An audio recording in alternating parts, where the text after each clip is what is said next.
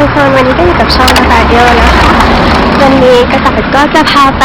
ชมเมืองคาสตาร์ดนะคะตอนนี้กำลังจะไปขึ้นรถไฟนะคะรถไฟจะมาตอน 11 โมงนะเราก็ต้องไปก่อนนะคะเราต้องดูตารางรถไฟในแอปของมันนะคะแล้วเราก็ไปขึ้นได้เดี๋ยวไปดูกันว่าจะทันรถไฟหรือเปล่า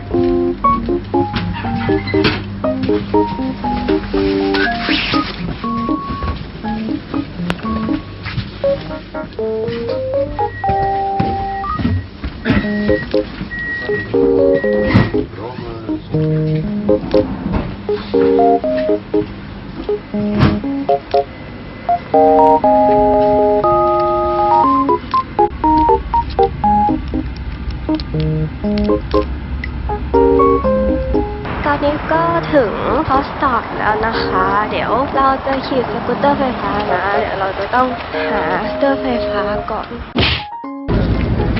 ตรงนี้เขาก็มีแบบเป็นตลาดต้นไม้อะช่วงนี้เขาก็จะเริ่มปลูกต้นไม้กันแล้วนะตรงนี้นะคะก็เป็นแม่น้ำที่ใหญ่ที่สุดในประเทศสวีเดนนะคะ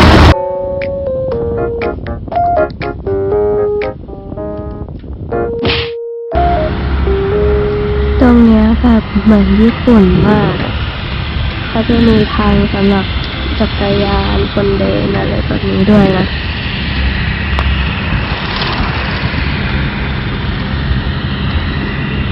แม่น้ำที่ใหญ่ที่สุดในประเทศสวีเดนก็อยู่ในคอสตาร์ดนะคะสวยมากอะช่วงหน้าหนาวมันเป็นน้ำแข็งหมดเลยนะตอนนี้น้ำแข็งมันก็ละลายไปแล้วอะ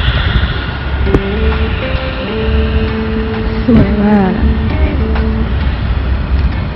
แล้วก็มีคนแบบจูงน้องหมามาเดินเล่นนะคะต้องพาน้องมาเดินทุกๆ6 ชั่วโมงก็จะเห็นน้องหมาเยอะแยะเต็มไปหมดตรงนั้นก็จะเป็นสุสานนะคะอันนี้กระต่ายขับสกูตเตอร์มานะคะนี่หนาวมากอะต้องแบบมีถุงมืออันนี้เหมือนมายืนอาบแดดแดดแรงอุ่น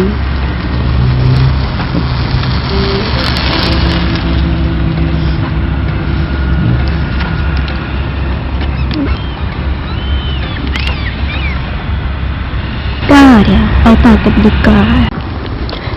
อันนี้ก็จะเป็นห้องสมุดนะคะ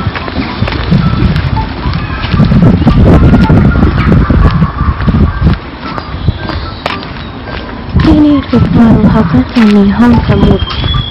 อยู่ในเมืองทุกเมืองเลย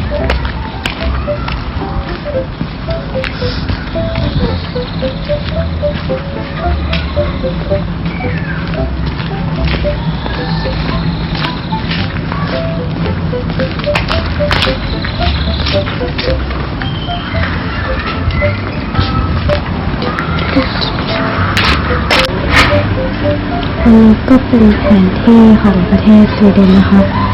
แล้วก็อันนี้ก็คือเขาบอกว่าเราอยู่ตรงนี้ยูอาแห่เพราะว่าเราอยู่ตรงนี้นี่นะคะตรงนี้เป็นเหมือนพิพิธภัณฑ์นะทุกคนมันก็จะมีประวัติของคาสตาร์ดนะคะ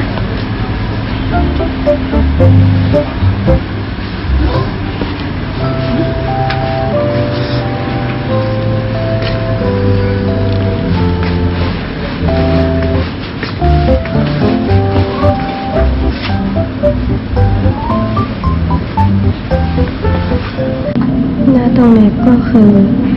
เหมือนเขาแผนอนาคตไว้ว่าจะต้องเป็นแบบนี้เป็นคือภาพอนาคตว่าสวีเดนจะต้องเป็นอย่างนี้คอสตอดจะต้องแบบมีอะไรบ้างตอนนี้กระต่ายก็ถึงไดวิกแล้วนะคะกระต่ายขับสกูตเตอร์มานะแบบเป็นชั่วโมงอะไม่รู้ว่าจะกลับยังไงเลยขับสกูตเตอร์มาก็คือหนาวมากอะแล้วมีหิมะตกด้วยนะแล้วก็ไม่รู้ทางก็ต้องคอยเปิดแมปไปเรื่อยๆเลยอะเป็นอะไรที่แบบชาเลนจ์มากโคตรแอดเวนเจอร์เลยอยากให้ทุกคนเห็นมากแต่ว่าไม่สามารถถ่ายวิดีโอขณะที่ขับได้นะตอนนี้ก็กำลังหาอะไรกินนะคะยังไม่ได้กินอาหารกลางวันเลยนะสำหรับวันนี้ก็ต้องขอตัวลาไปก่อนนะคะแล้วเจอกันใหม่คลิปวิดีโอหน้าค่ะบาย